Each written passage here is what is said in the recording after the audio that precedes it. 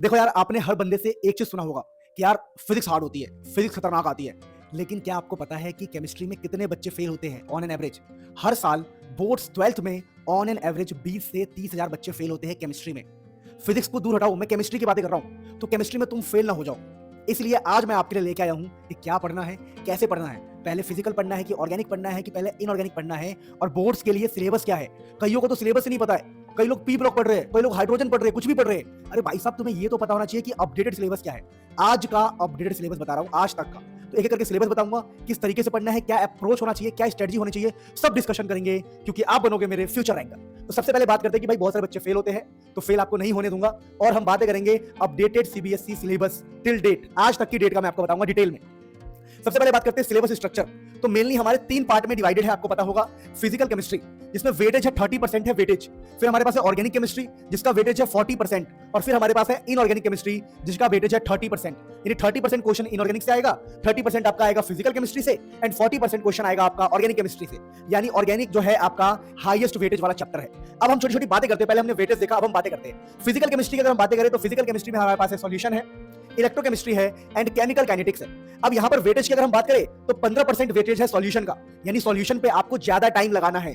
10% weightage है electrochemistry का, और केमिकल काइनेटिक्स का भी 10% वेटेज है। यानी सबसे ज्यादा मेहनत आपको सॉल्यूशन में करना है, और मैक्सिमम न्यूमेरिकल के चांसेस इसी चैप्टर से रहता है। तो ये तो हमारे फिजिकल केमिस्ट्री की बात है, जहां पर आपको न्यूमेरिकल और फॉर्मुलास पर बहुत फोकस करना होता है। हम जो आपको लेक्चर्स करा रहे हैं, अगर आप स्पार्क बैच के बच्चे हो तो आपको टेंशन लेने की जरूरत नहीं है। हमारे लेक्चर से बाहर आपका एक क्वेश्चन भी नहीं आएगा। और अगर हमारे यूट्यूब के बच्चे हो तो हमारे लॉन्ग लेक्चर्स को फॉलो कर सकते हो। और मैं आप लोगों के लिए एक बुक बना रहा हूं, जो बुक मैं लॉन्च करूंगा अभी कुछ दिनों में, बहुत मेहनत से बना रहा हूं। अगर उसके क्वेश्चन प्रैक्टिस कर लोगे तो उनसे बाहर आपके आने के चांसेस नहीं है। तो मेरे बुक का वेट करना, उसमें बहुत ही गजब गजब के क्वेश्चंस हर जगह से ढूंढ ढूंढ के डाल रहा हूं, और प्रिडिक्टेड क्वेश्चन भी डाल रहा हूं। पिछले साल मैंने प्रिडिक्ट किया था, वो सेम न्यूमेरिकल आया। आपको पता होगा, मैंने प्रूफ का वीडियो भी डाला है कि ये रहा क्वेश्चन पेपर, ये रहा मेरा पढ़ाने वाला। सेम क्वेश्चन, न्यूमेरिकल तक चेंज नहीं हुआ, एक्जैक्टली सेम क्वेश्चन हमारे फिजिकल केमिस्ट्री से फंसे हैं। तो हमें कुछ तो बात है। चलो अब बात करते हैं, तो मैंने आपको बता दिया कि न्यूमेरिकल फॉर्मुला पे फोकस करना है, और स्पार्क बैच के हो तो आपको टेंशन लेने की जरूरत ही नहीं है।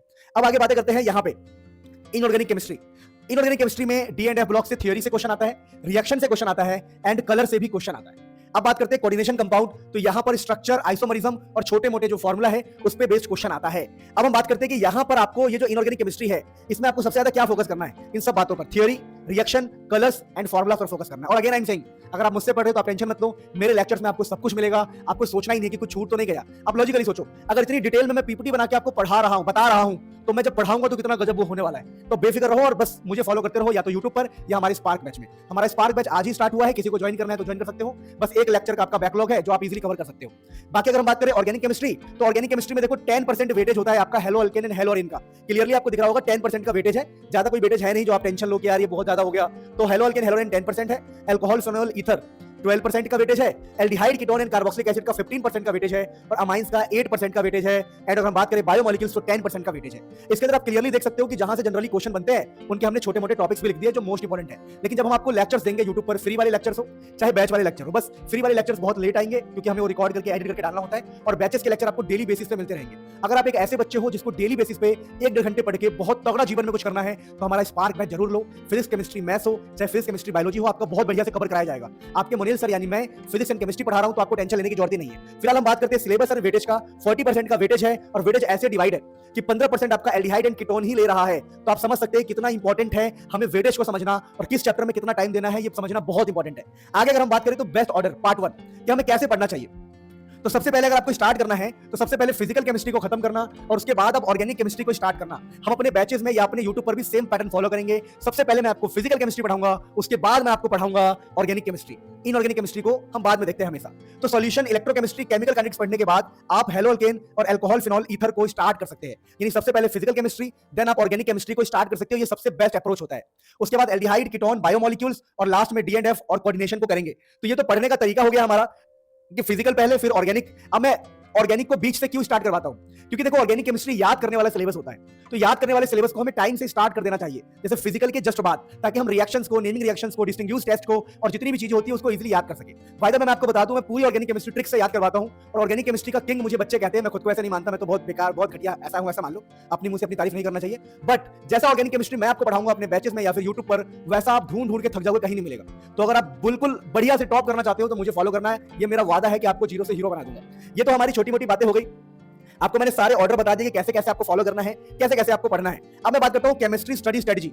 आपको किन किन बातों पर ध्यान देना है, एनसीईआरटी लाइन बाय लाइन पर प्रायोरिटी देना है। और यही सेम पैटर्न हम अपने स्पार्क बैच में फॉलो करते हैं। हम एनसीईआरटी की हर एक लाइन को डिस्कस करते हैं। अगर कोई बच्चा स्पार्क बैच से उसने आज मेरा लेक्चर लिया है तो आप प्लीज एक बार कमेंट करके बताओ कि हाँ सर एनसीईआरटी की छोटी से छोटी लाइन को कवर करते हैं और कुछ भी नहीं छोड़ते। तो एनसीईआरटी लाइन बाय लाइन को हमें बहुत दिल से पढ़ना चाहिए, क्योंकि एनसीईआरटी सबसे इंपॉर्टेंट बुक होती है। उसके बाद आप मेक शॉर्ट नोट्स। आपको जो भी आपके टीचर पढ़ा रहे, जैसे मैं पढ़ा रहा हूं, तो अपने लेक्चर से नोट्स देखें और आपके खुद के शॉर्ट नोट्स बनाने चाहिए आपको। और एनसीईआरटी क्वेश्चन को प्रैक्टिस करना चाहिए। और जैसा कि आप जानते हो कि मैं एनसीईआरटी के सभी क्वेश्चंस जो इंपॉर्टेंट है या जो रिलेवेंट है अपने लेक्चर्स में कराऊंगा और कराता भी हूं, तो आपको टेंशन लेने की जरूरत ही नहीं अगर आप मेरे बैच के बच्चे हो तो।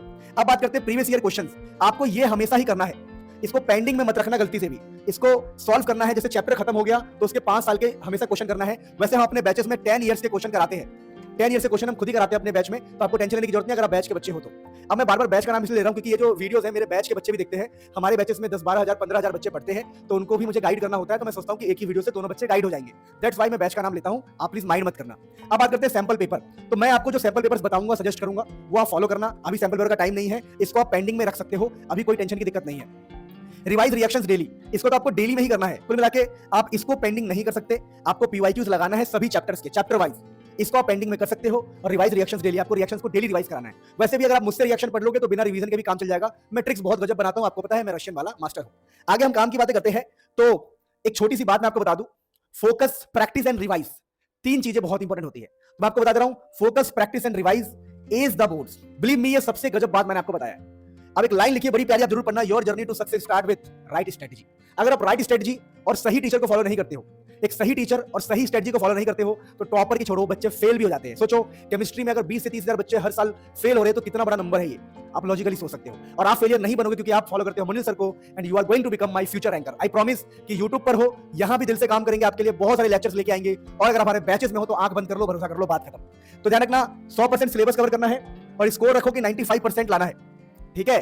और ऐसा मान के चलो कि आपकी लाइफ में डेज बहुत कम है। सर 30 डेज लेफ्ट का क्या मतलब है यहाँ पे? बेटा अभी से ही ये मान के पढ़ना कि तुम्हारे जीवन में 30 दिन ही रह गए हैं, उसी स्पीड से, उसी मोटिवेशन से। क्योंकि ये 30 डेज लेफ्ट मैंने बताया पर क्यों लिखा है, उसके पीछे रीजन है। जब हमारे एग्जाम में 30 दिन रह जाते हैं तो हम बहुत मेहनत और डेडिकेशन से पढ़ते हैं, बहुत मेहनत डेडिकेशन से। तो ऐसा ही मान लो कि आज से ही आपके जीवन में 30 दिन ही रह गए हैं और खूब डेडिकेशन से पढ़ो। You are going to become my future anchor. Channel को सब्सक्राइब कर लो, वीडियो को लाइक कर लो, बिल्कुल सही गाइड किया है मैंने। बहुत सारा प्यार आपको।